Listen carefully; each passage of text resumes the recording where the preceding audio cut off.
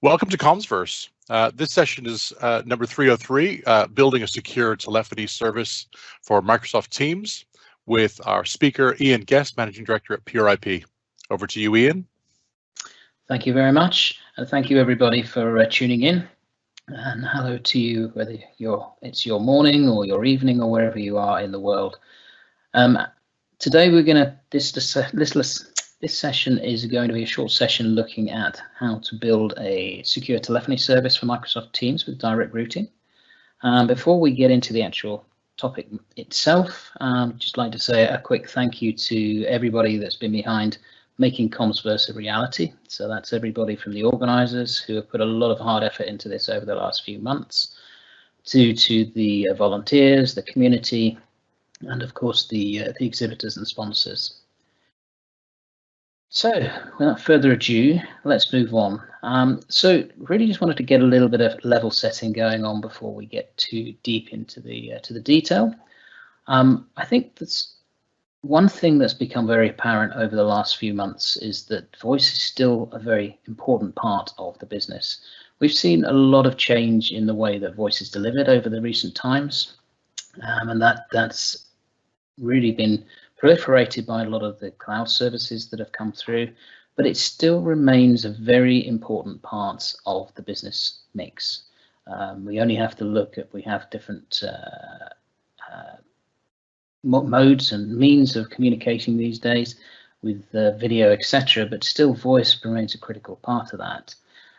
But what has been driving some of these changes? I mean, well before the pandemic kicked in, we were already seeing certain factors that were driving change and driving people to reevaluate their voice. We had the grandfathering of PSTN and ISDN services around the world, and those services really, whilst you could look at just replacing them, we're actually giving people a compelling reason to actually reevaluate where they were with their service delivery and how they wanted to consume telephony in the enterprise. There's also the growing drive for cloud services, which is not particularly new. It's been around for the last couple of years. We've been talking about business transformation in many markets for, say, at least 2 or 3 years now. I think that has been accelerated over the recent time with the circumstances that we find ourselves in. But actually, cloud services really was initially, there was some skepticism we're putting voice and telephony into the cloud because of the reliability, the security aspects.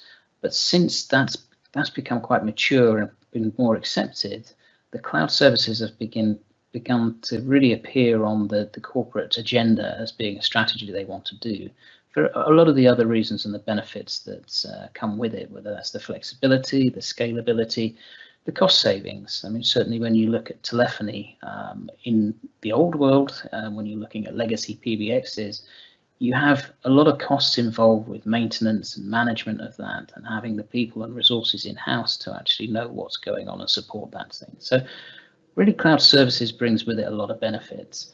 And of course, as we saw back in March, or early part of this year, when the pandemic hit off, people were very much rushing to get solutions sorted to allow that business continuity, to allow people to work from home, work remotely. And there was a lot of speed that became the priority to getting this sorted. So that's really accelerated this drive towards the cloud and moving telephony there. So when we look at telephony itself, because I think Teams the media has been very clear in the fact that Teams has exploded in terms of its adoption. But in terms of the telephony part of it, I think now it's being reevaluated by businesses that made those quick decisions back in the early part of the year, and has become higher on the agenda. So looking for voice, migrating enterprise telephony to Teams, what are your options? Well, you have 2 options.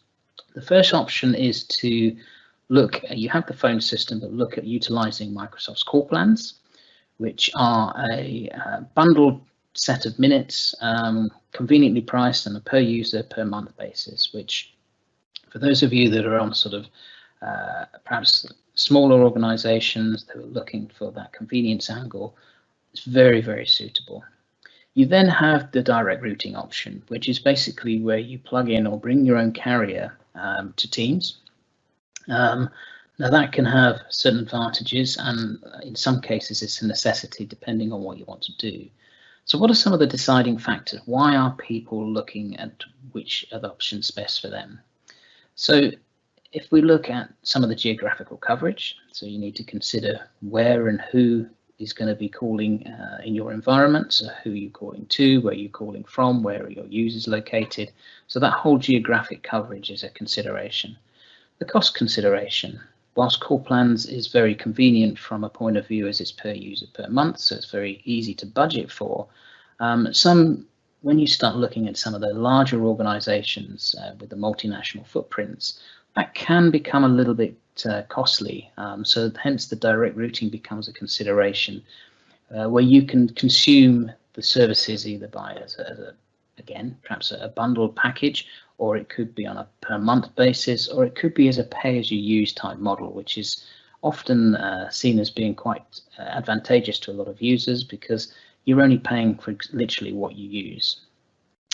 You might also be considering what other third-party applications you need in-house.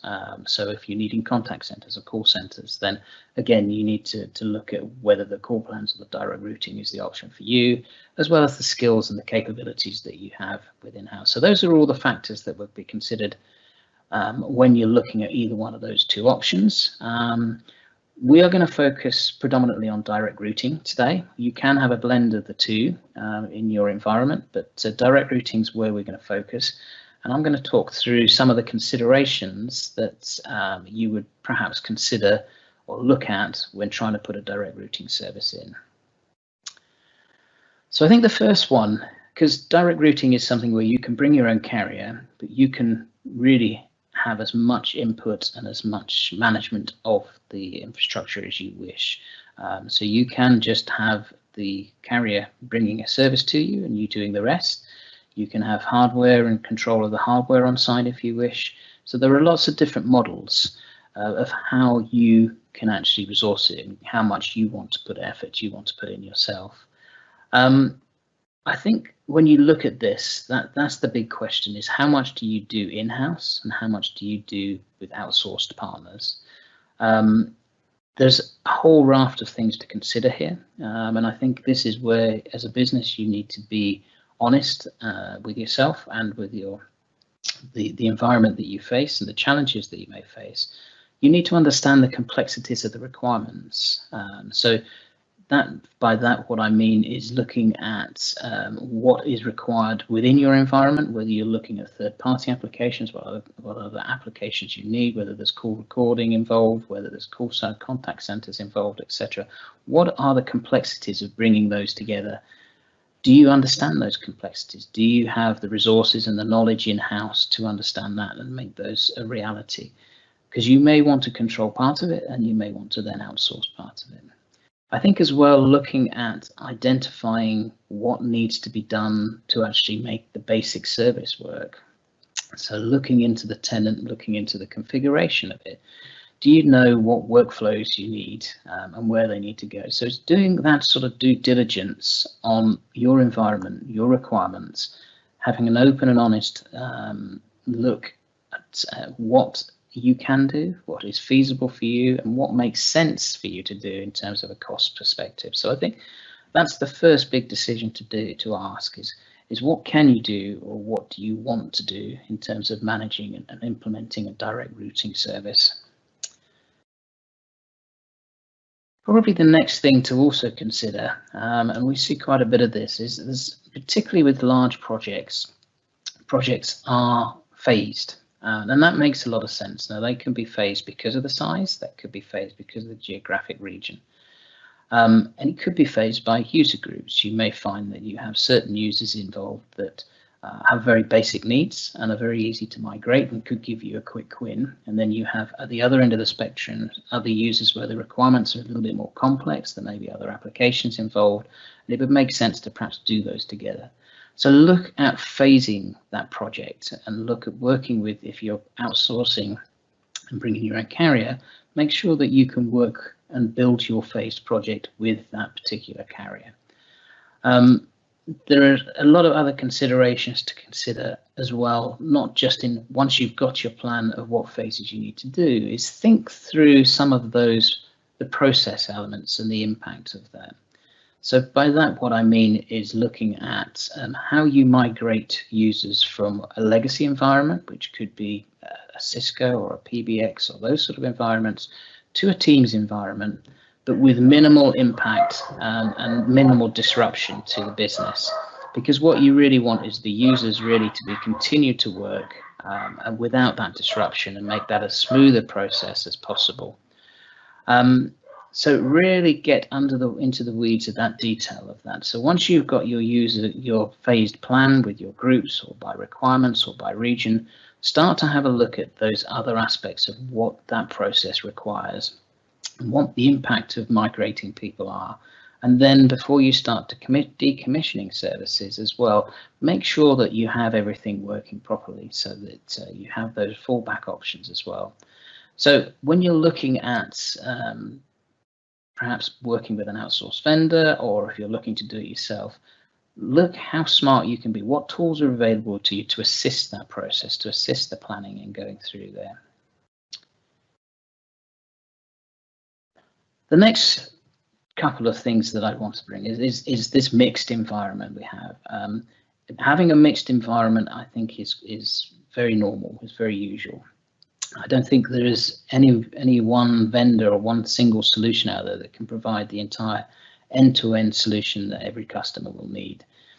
You have the platform itself in terms of Teams, which is very feature-rich and delivers a lot of good collaboration and communication functionality.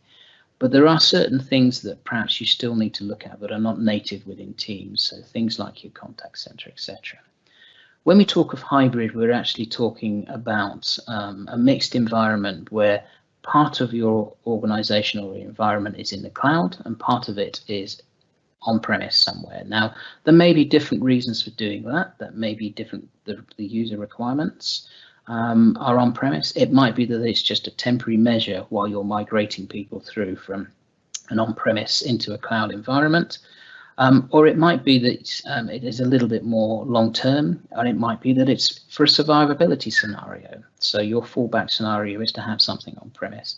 So have a lot of considerations about what that means, because if you're looking at a direct routing service, you'll need to make sure that that direct routing is working across all of those mediums.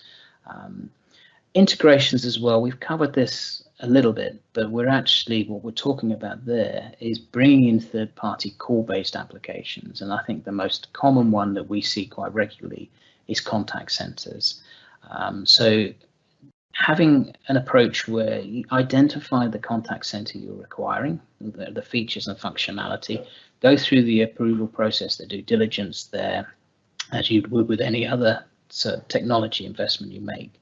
But look at how the interoperability works. If you're moving your users to the cloud, how does that interoperability work with the platform that you've got? Can you move all those users still to the cloud and still maximize the utilization of the application itself? And what's the call flow that needs to go in there? And then if you back out from that point as well, what carrier services do you need? Because ideally what you'd be looking for is a consolidated service that means that you're not managing 3, 4, or 5 different carriers or different services just to facilitate moving everybody to the cloud. One of the benefits of moving to the cloud is to be able to have a more low-cost management process in terms of the way you manage your users, in terms of the way you manage your calls. So actually having more vendors involved becomes a little bit more complex and is perhaps adding unnecessary complexity to your environment. So consider a carrier that does have integration capabilities, perhaps one that offers more of a vendor neutral approach so that you can still have the choice of your chosen contact center application, but they can integrate and facilitate the calling through there and still integrate with the direct routing via Teams. And having that adaptability, I think that's one thing that we're seeing. The market is moving so quickly at this moment in time that things are changing rapidly. So whilst you're building and planning for today, in 18 months' time, the requirements may be slightly different, the technology may be slightly different. So look at putting as much future-proofing into your decision around the direct routing aspect as possible. Look at perhaps a carrier that can provide that adaptability and that flexibility to keep modifying the approach. Security, quality, and backup. Security, as I said at the top of the session, is and was and remains a very important factor. We, I think, are more accepting now of the security issue is being covered. I think Teams in itself as a platform offers some fantastic built-in security measures. So if you're going down a purely Teams native approach, then you're very well set with the built-in internet security. But the moment that the call traffic and the media starts leaving your environment to go over the public network, then you've got places where the technology or the media is vulnerable potentially. So start to look at every stage of that journey. So if you're looking at direct routing, look at if you're deciding to do it yourself and you're putting SBCs on site, make sure you use those certified SBCs which have the security measures and standards built in, so that you're actually making sure that you're covered. There's no point in having the security in Teams as if the moment it leaves the front door, you're making it vulnerable. And then equally, look at the carrier that you're bringing in to make sure that the security is carried across their network, so that you minimize the vulnerabilities that are available in this environment. And of course, if you're not managing the SBCs on site, or you're not wanting the hardware on site, look at a vendor if they're providing a direct routing as a service that has that security aspect built in. It needs to mirror the security and resilience measures that you have in the Teams environment, just to make sure that you're protecting that end-to-end journey of the media. But also then start looking at some of the routing paths and optimizing some of those. Anybody would want to know where their call and their media traffic is being passed through. There's been a lot of publicity and media articles over the last couple of months where certain applications are actually passing the media traffic and the call traffic through environments that are being seen as high risk and perhaps not desirable.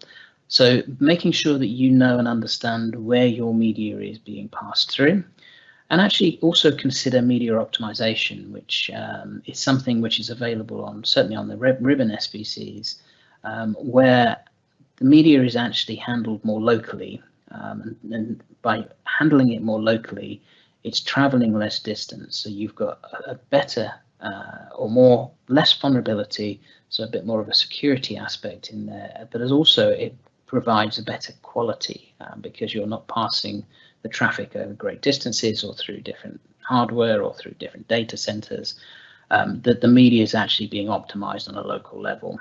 So consider those type of activities as well. And then look at your failover provision. I mean, we saw this back at the beginning of the year where a lot of companies were forced into making quick decisions over enabling masses of people to work from home and remotely.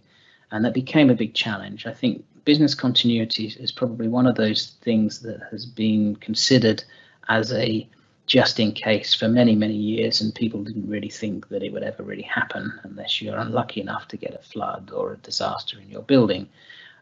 Actually, that showed at the beginning of the year that business continuity is a vital aspect, and a lot of businesses were caught short on actually having an appropriate business continuity plan in place. Perhaps they had the licenses, perhaps didn't have the hardware, but they weren't enabled for pushing people out remotely.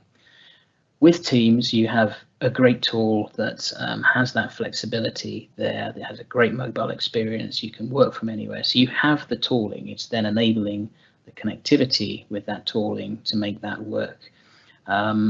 So consider how, if you're going down a direct routing process, if there is a failure in one of the component parts anywhere in the journey, whether that's in your own environment, in your own premises, whether that's on the carrier network or wherever it may be, or even in the Teams platform, what is your failover scenario? Now that could be perhaps an on-premise type solution. So that could be that you look at failing back to an on-premise basic telephony solution, or it could be you look at another cloud type offering, which could be a hosted offering where the calls fail over.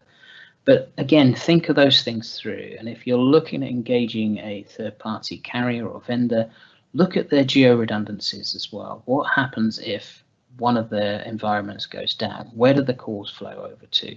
And then what's the next fallover situation or failover situation from there as well? So make sure you're considering all of those aspects in terms of the business continuity. So very important is that geo-redundancy aspect, particularly if you're a multinational organization. One of the perhaps one of the bigger aspects that we see in a lot of the discussions that we get involved with customers is the geographies. It's often not seen as a high priority in the initial evaluation, but it's a very, very realistic challenge that needs to be considered.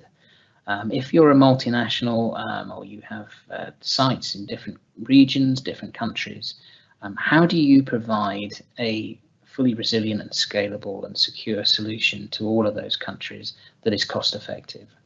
So there are lots of different ways of doing this, but first and foremost, you need to, again, understand your requirements of what the business needs, what the applications are you are requiring, and what countries that you need to be dealing and considering with. Now, whether that's for a full office or whether that's just a remote satellite office or certain users, what are those countries you need to provide telephony services in? Now, in the ideal world, you'd look at full PSTN replacement type services, because then you can go for the sort of direct routing as a service model. It's a very simplified environment. You keep everything in the cloud. You're basically using a cloud service from a carrier. And that makes life a lot easier. There's no hardware involved. But that is not necessarily easy to achieve in every country in the world. Some geographies will require different requirements because they are of legislative reasons, because of regulatory control, just because they're perhaps a bit harder to reach and perhaps not so populated countries. So you will end up with a mixed environment. There's no doubts about that. So consider what you want to do in those geographies. Now, there are various solutions that can be offered. Now, whether that could be putting SBCs on site and having local carrier arrangements in place. But again, you need to understand what those technical and legislative differences are, what the regulations are in site, etc. And that becomes another management activity for you. You may also find that you need, if you've got satellite sites, and for example, if you've got something like a retail environment where you've got small satellite sites that perhaps don't need full licenses or full functionality, think of perhaps a more of a cloud-based solution that could help and do this. Now, I think the idea here is, again, we come back to the point of there's not many vendors out there that can provide a holistic solution for every different scenario. So try and work with a vendor that understands these different requirements and has solutions in place for all of this, different ideas, different needs, different requirements but it's provided to you as a single service. So it really takes away from you the need to have to manage different vendors, the need to have to manage different types of solutions in different areas. Look at consolidating those services through to a single provider.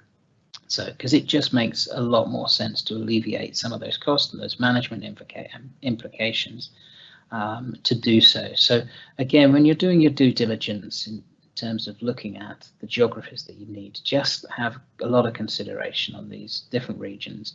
And it coming back to the point of having the knowledge and the voice skills in-house, the technical skills as well, having some of those understanding of what the requirements are in each region is also a skill and a knowledge which is often underestimated. You know, and you have places like China and Japan where some of those PSTN replacement service or carrier services are handled very differently to perhaps some of the more mainland Europe type countries. So again, look and quiz your vendors, your partners, in terms of how they can help you in those type of solutions, but make sure you understand up front where those sort of solutions may be required.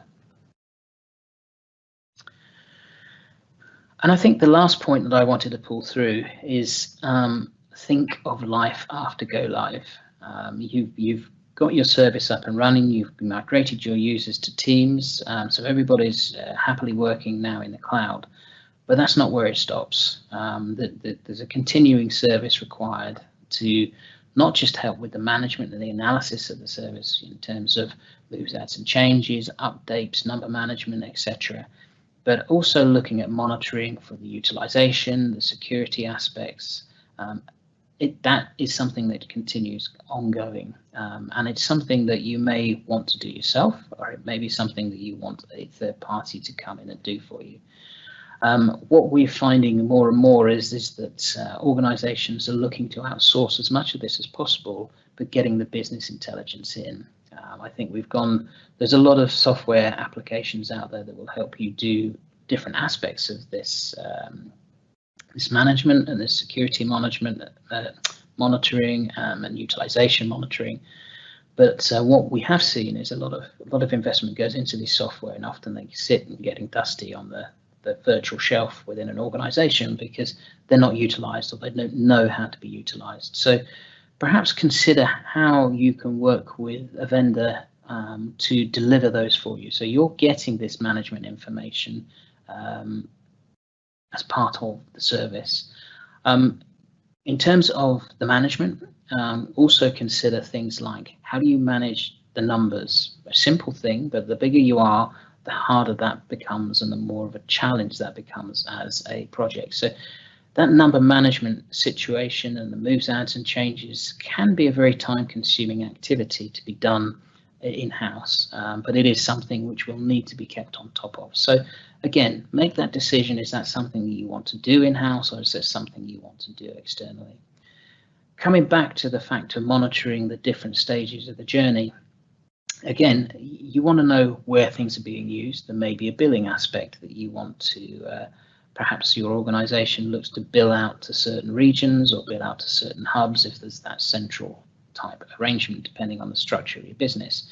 So how do you get that information? How do you get that utilization off there as well? Because you're going to need that knowledge in terms of where it's being used and how it's being used to make that transaction happen.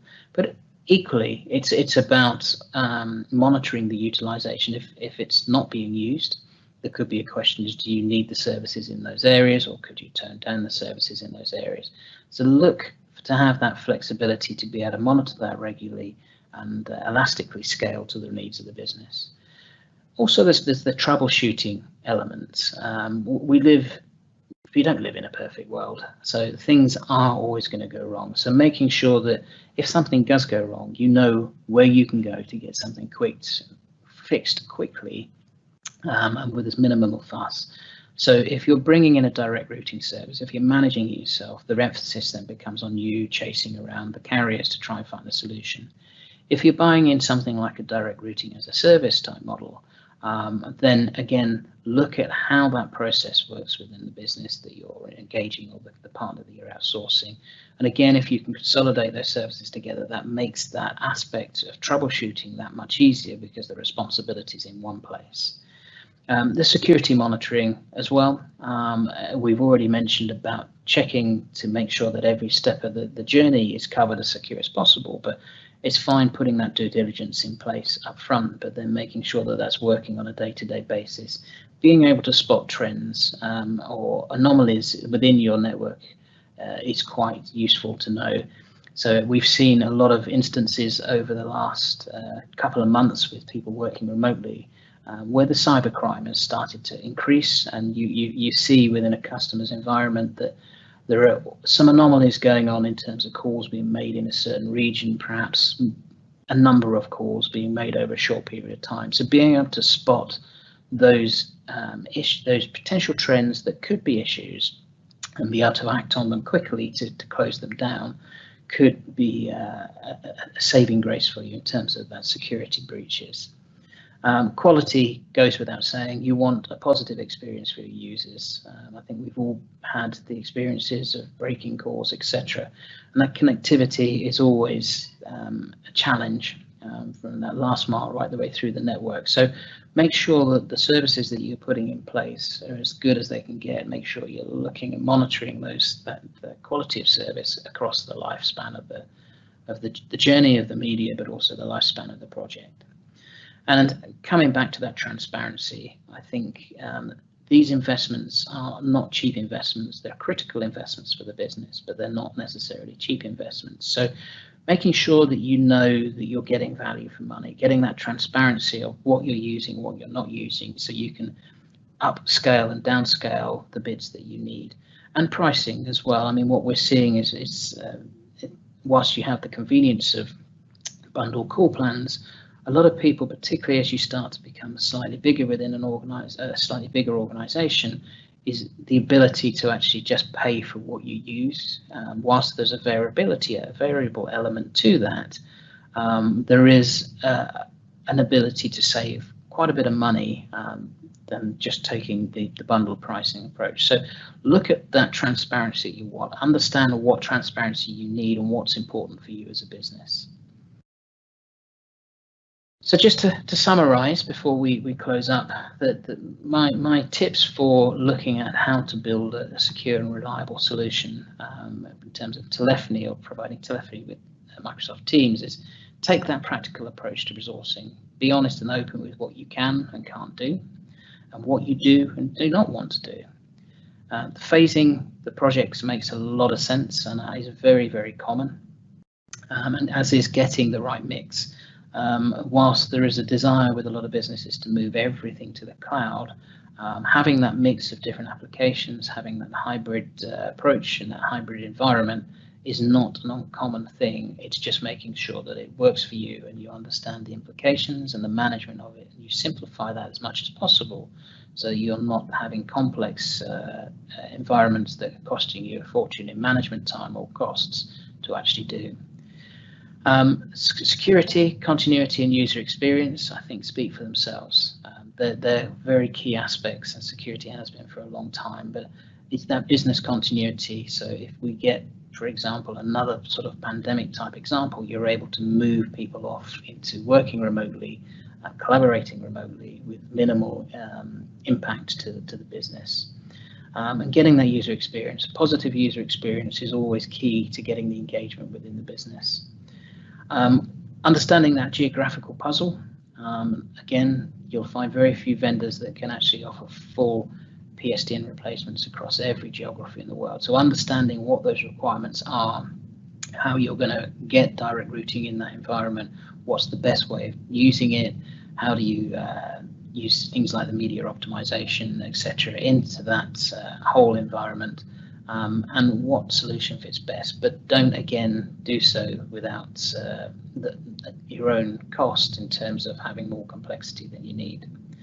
And the ongoing management, I think it's probably, if you look at the lifespan of a project, you're looking at probably 30–40% of it is the upfront, and then the 60–70% of it is the ongoing management.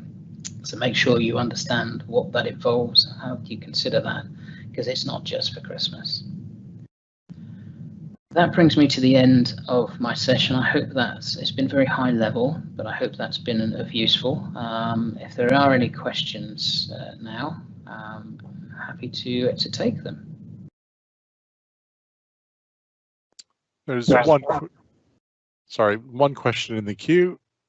I just published it. Does Pure IP offer direct routing for South America, specifically Argentina?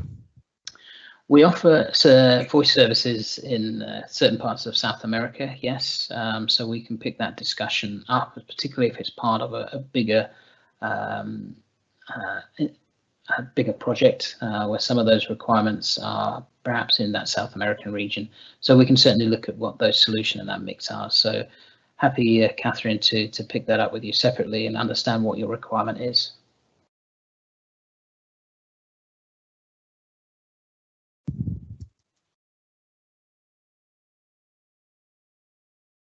Okay, there's no other questions in the queue. I'm just going to put some announcements in. One is for the breakout session, which follows this session. If you want to join Ian there, you can bring up some more questions if you like.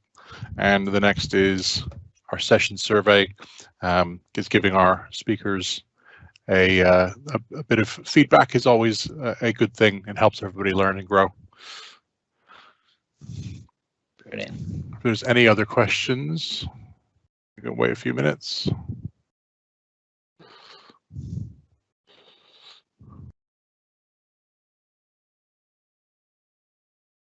No. Don't be shy. No, don't be shy. Have I sent everybody to sleep already, or are they still having their breakfast? No, that's fine. Okay, they can join Brilliant. you in the breakout session if that's okay. Lovely. Thank you very much for your time, everybody. Thank you, Randy, for your support. No worries. Thanks very much. Thanks. Enjoy the rest of your day, everybody, or evening or night or morning. Okay.